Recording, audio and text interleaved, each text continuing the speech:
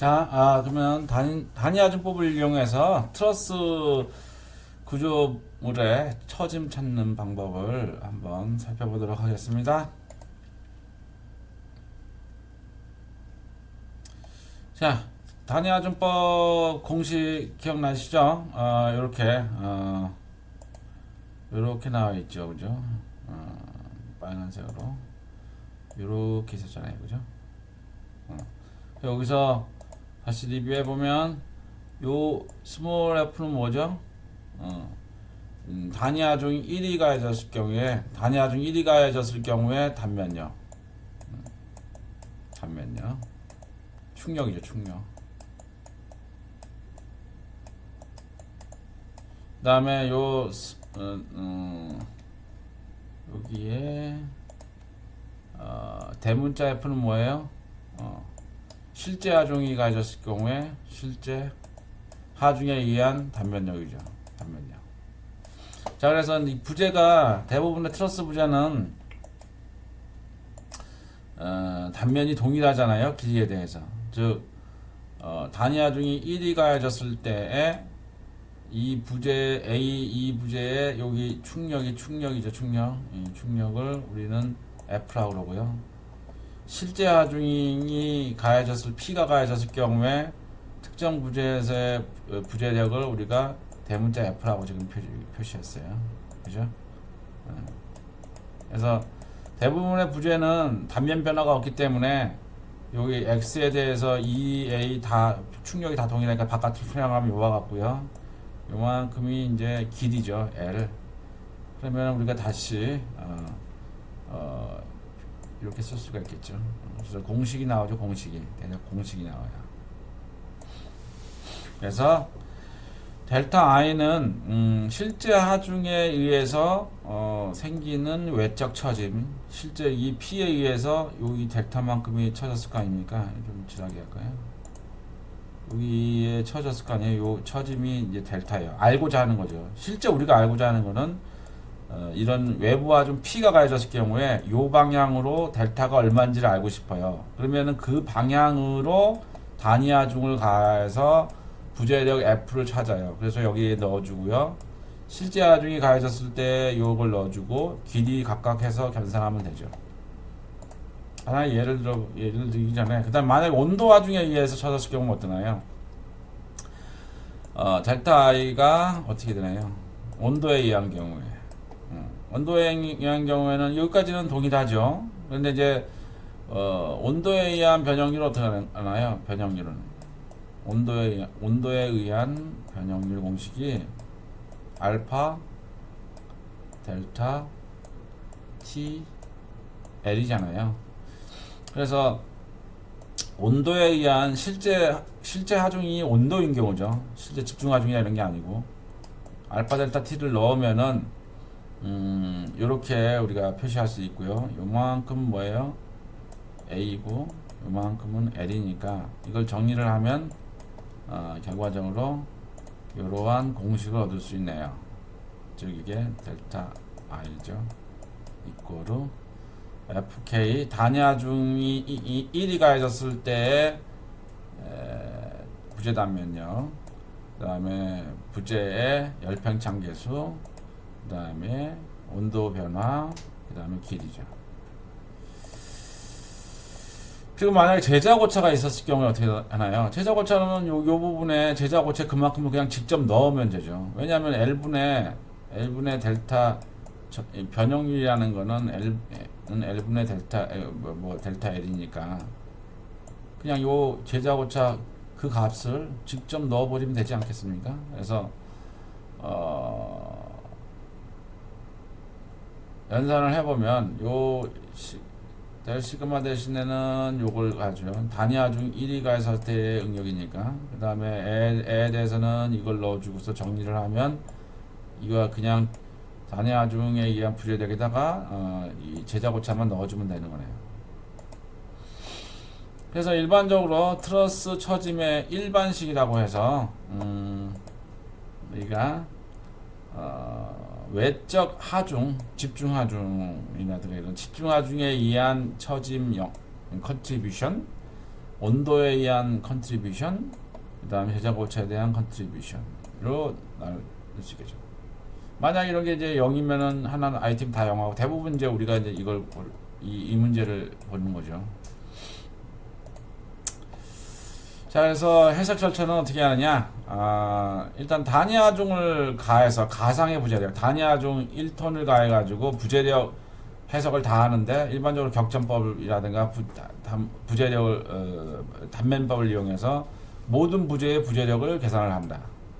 그 다음에 실제 하중이 가해졌을 경우에 대해서 부재력을 모두 계산을 한다. 근데 이 실제 하중의 범위에는 온도 변화나 제작 오차가 포함이 된다. 거죠. 그러고 나서 모든 것을 공식에 따라서 더하면 되겠죠. 그래서 유의사항을 살펴보면 축부재인 경우 인장인 경우 플러스, 압축인 경우에는 마이너스, 온도 상승인 경우에 플러스, 하강은 마이너스, 제작 오차가 늘어나면 플러스, 감소하면 마이너스. 최종 결과가 만약에 마이너스가 나오면 원래 길이보다 줄어드는 거고, 플러스가 나오면 증가하는 것이겠죠. 자,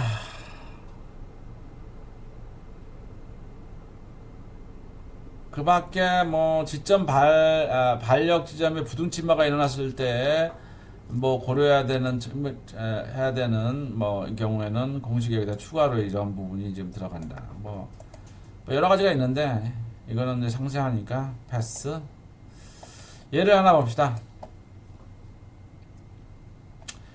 이렇게 생긴 트러스예요. 아주 간단한 형태인데 절점 1번 절점 C에서 수직 처짐을 보아라.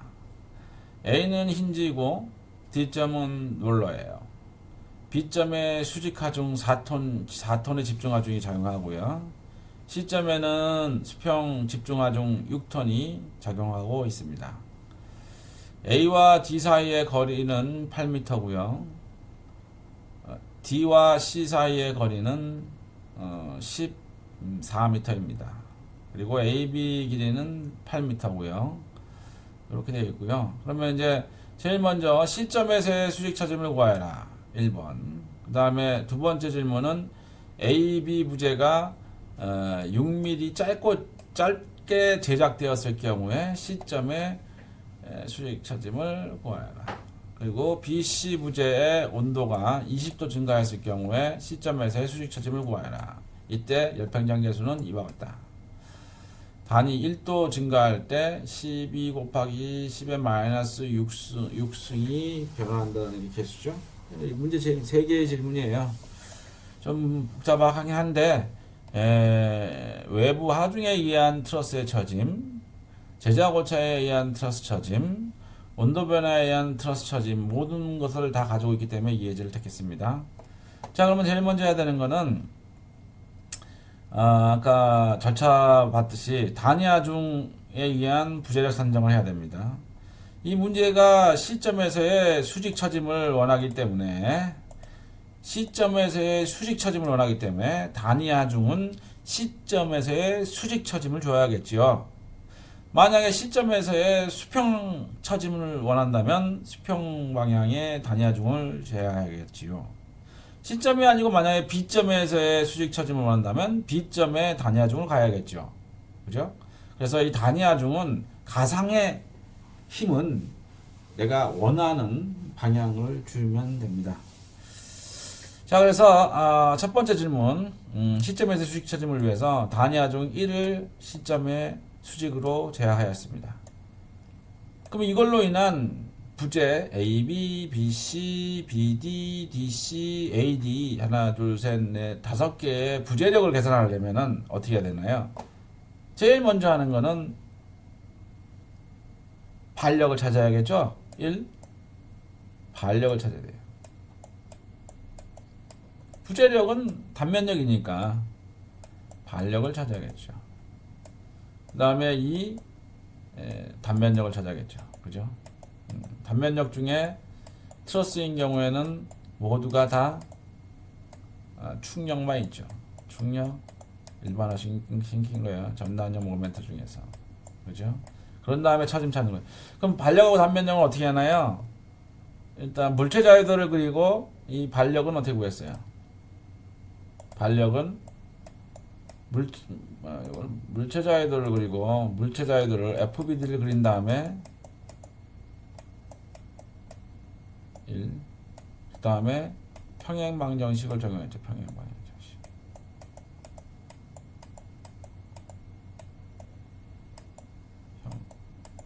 그래서 제일 먼저 물체 자유도를 그려볼게요. 이와 같죠. 이 물체 자유도예요. 물체 자유도는 어떻게 구해야는 외력을 그려주고요. 1 외력 2 반력 3 단면력 을 그려주면 물체 자유도가 완성이 되는 거죠. 자, 물체 자유도를 그려볼게요. 요 그림에서 외력 1톤이네요. 1톤 그죠? 1톤 반력 여기 힌지니까 수평을 HA라고 하고요. 수직을 VA라고 하고요. 여기가 지금 1톤이니까 다 스몰하게 표시할게요. 스몰 VA, 스몰 HA, 스몰 HD 이렇게 반력 외력 지금 자요 외력 1톤 반력 HA, VA, HD 다 그랬죠. 그 다음에 잘린 부분이 없으니까 단면력은 없어요. 그럼 이게 완벽한 물체 자유도니까 2번 평행방정식을 적용한다. 그래서 평행방정식을 Y방향 합력은 합력은 0이다. 윗방향을 플러스 잡았을 경우에 이 방정 조건으로부터 VA 오케이 하나 있죠. 내려가는 건 마이너스 1 있죠. 는 0이다. 그래서 VA는 1이다. 이런 걸 알 수 있죠. 그 다음에 A점에서 모멘트는 0이다 라는 평행방정식 조건으로부터 이 점에 대해서 이 점을 통과하는 VA와 HA는 모멘트를 못 만들어내고요. 여기 1이라는 힘이 여기서부터 여기까지 14m잖아요. 8 더하기 6이니까 14m의 회전 반경을 가지고서 A점에 대해서 시계 방향을 돌고 있잖아요. 근데 얘는 내가 반시계 방향을 플러스로 가는 걸로 잡았기 때문에 여기 마이너스를 붙였어요. 그 다음에 HD라는 힘이 8m의 회전 반경을 가지고서 A점을 중심으로 반시계 방향으로 돌고 있으니까 플러스를 했습니다. 는 0이다. 로부터 HD가 1.75톤이라는 걸 알았고 아까 VA는 1톤이었죠. 1톤. 그 다음에 X방향 합력은 0이다 라는 평행방정식 조건으로부터 마이너스 HA 플러스 1.75 방금 찾았죠. 그 다음에 없어요. 그래서 HA가 1.75라는 걸 알았어요. 1.75. 자, 그래서 반력이 완벽하게 다 찾아졌잖아요. VA는 1이고 HA는 1.75고 HD는 1.75다. 그러면 단면력을 우리가 계산할 수 있죠. 이 단면력을 구하는데도 이제 똑같이 구할 수도 있고 트러스 있는 경우에는 단면력 찾는 게 뭐가 있었죠? 격전법과 1학기 때 격전법과 트러스인 거예요. 트러스. 이 단면법이 있었죠.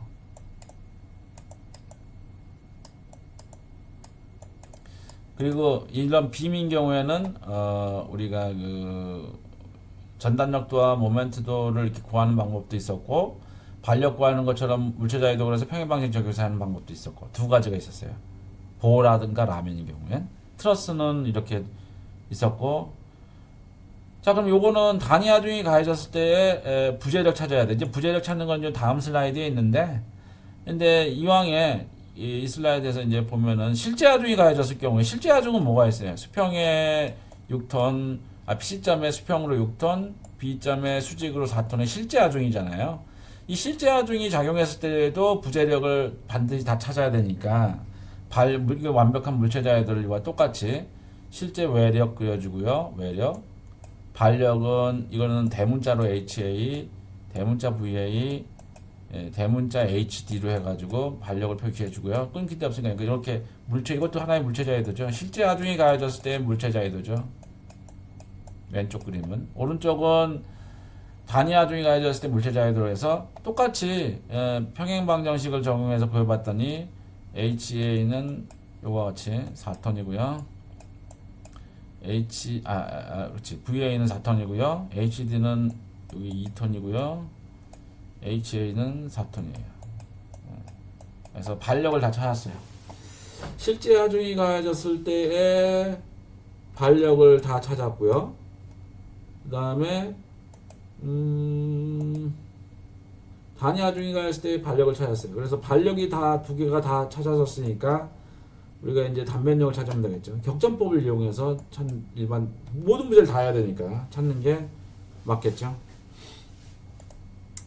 자, 그래서 이제 격전법을 이용해서 단면력을 찾습니다. 그래서 이 슬라이드에서 이쪽으로 오른쪽은 아까 방금 전 슬라이드에서 이제 이건 단위 하중에 대한 거고 여기는 실제 하중인 거예요. 실제 하중. 그래서 단위 하중이가 있을 경우에 격점 A서부터 시작을 하네요. A점에는 다시 돌아가면 요 A점에는 뭐가 되냐? A점은 요걸 본 거죠. 반력이 이쪽으로 1.75 위로 1이죠. 그 다음에 부재 AB와 부재 AD의 값은 몰라요. 그래서 이렇게 부재 스몰 f AB, 스몰 f AD, 그 다음에 반력 4죠. 그러면은 여기서부터 평행방정식을 X방향 압력은 0 해서 FAD가 1.7라는 걸 알 수 있고요. Y방향 압력은 0 해서 AD가 이거 좀 잘못됐네요. 1이네요. 1. 그죠? 방금 좀 볼까요? 슬라이드. 오타가 있네요. 그죠? 여기서 반력 VA가 1이 나왔잖아요. 그죠? 네. 그래서 여기 보시면 여기 VA가 1톤이 나왔잖아요. 1톤이. 그리고 HN이 1.75니까 이쪽으로 다시 돌아가서 여기 지금 이걸 카피해서 썼네요. 1.75고요. 여기는 1톤이네요. 이거 지금 이게 잘못된 오타네요. 그죠? 돼 있고 그 다음에 D점에 가가지고 D점 해볼까요? D점은 또 다시 돌아가서 D점인 경우에는 이쪽으로 압축이죠. 1.75가 있고 부재가 하나, 둘, 세 개가 있어요. 그래서 보면 하나, 둘, 세 개인데 그 중에서 방금 요 AD는 1톤이라는 걸 알았으니까 아웃워드로 요 점에서 나가죠. 1톤 썼고요. 이렇게 쓰면 되겠죠. 그러면 여기서 역점 D에 대한 평행방정식을 세웠더니 이게 BD가 루트 2톤이고요. 마이너스 루트 2톤 압축이니까 왜 압축이니까 플러스죠. 이것도 좀 틀렸네. 왜 이렇게 자꾸 틀리지? 인장입니다. 플러스는 인장입니다. 그 다음에 내가 요거를 갖다 인장으로 플러스 해야 되는데 이거를 갖다 압축으로 나와서 플러스가 나오니까 그냥 압축이네요. 일반적으로 이제 일관성 있게 다 아웃워드로 한 다음에 하는 건데 어쨌거나 CD를 했더니 이게 압축이 나왔어요. 얘는 0.75. 그 다음에 C점에 가가지고 다시 또 하면 되겠죠. C점에 가가지고 C점이면 요점이죠. 요점에는 1톤의 외력이 있고요. 부재 BC와 CD가 있죠. 그러면 CD를 인장을 아웃워드를 플러스 잡아가지고 이렇게 해도 되고 얘가 이미 압축으로 정해져 값이 나왔기 때문에 이쪽으로 요 점에 대해 C점, 이거 C점이죠. C점에 인워드로 한 거죠. 해서 평행방정식을 세워서 계산을 하면은 FBC는 1.25. 마찬가지로 요거는 이제 실제죠. 여기는 실제 하중에 대해서 A점을 보면은 다시 돌아가서 볼까요? A점을 보면 요 점은 이제 여기 4가 있으니까 잘 썼네요. 얘는 그죠? 그래서 평행방정식을 세웠더니 FAB가 애도 4고요. AD도 4예요. 그 다음에 격점 D에 와서 똑같이 해봤더니 BD는 4 루트 2가 나왔고요.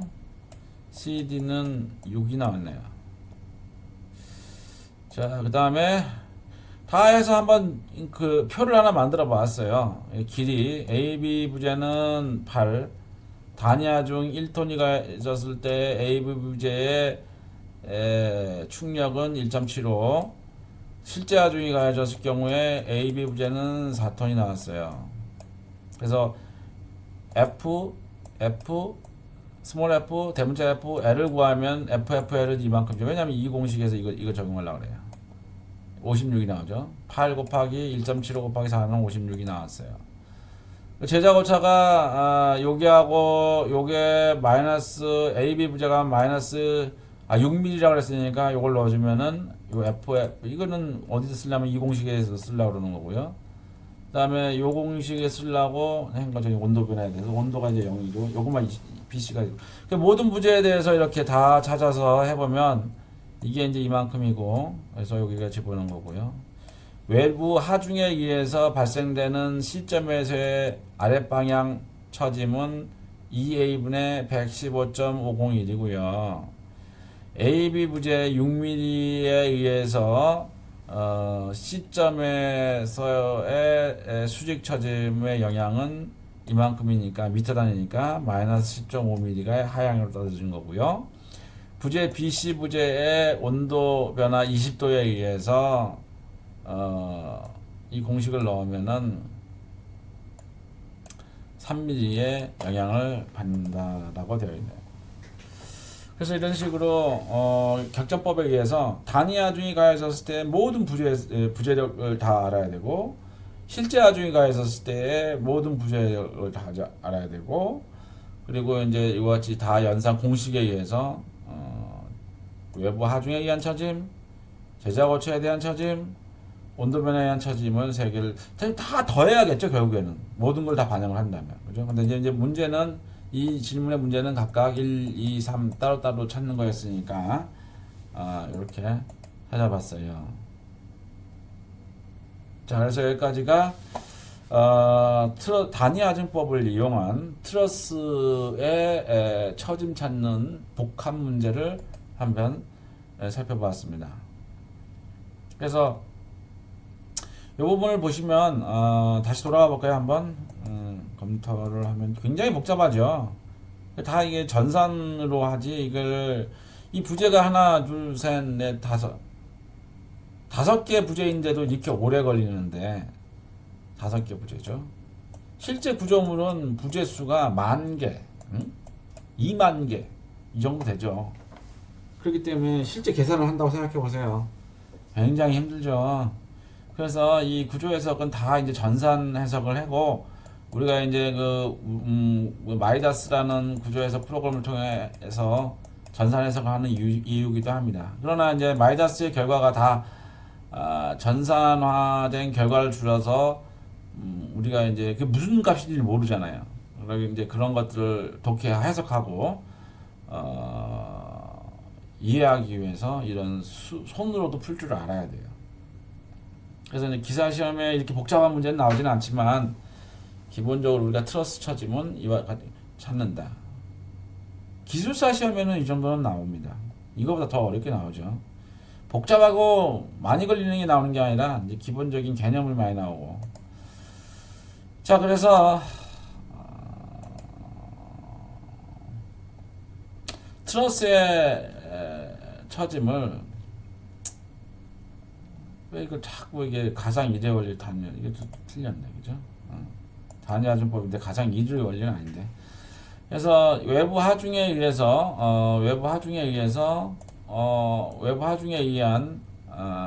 트러스의 처짐, 그 다음에 온도 변화에 의한 처짐 공식, 그 다음에 제자 오차에 의한 처짐을 어떻게 적용하는지에 대해서 봤어요. 그래서 이제 해석 절차도 살펴봤고요.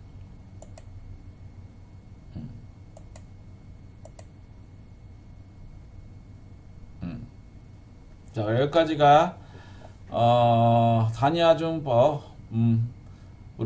어떤 트러스의 임의의 하중이 트러스의 임의의 점에서의 처짐값을 찾는 것을 알아봤습니다. 만약에 여기 점에 D점의 처짐을 원한다면 어떻게 된다고요? 단위 하중을 여기 이 P가 아니고 여기 D에 가했을 때 부적을 구해서 계산을 하면 됩니다. 됐죠? 그래서 이번 시간에는 단위 하중법을 이용한 트러스의 처짐 해석 방법에 대해서 알아보았고, 하나의 예제, 복합 예제를 통해서 제자 고차에 대한 영향, 온도에 대한 영향, 외부 하중에 대한 영향 등 여러 가지 그 영향에 의해서 어떤 특정 점에서의 처짐을 살펴보았습니다. 자, 그래서 오늘 여기까지 하죠. 이거 어떻게 그냥 종료가 안 되냐?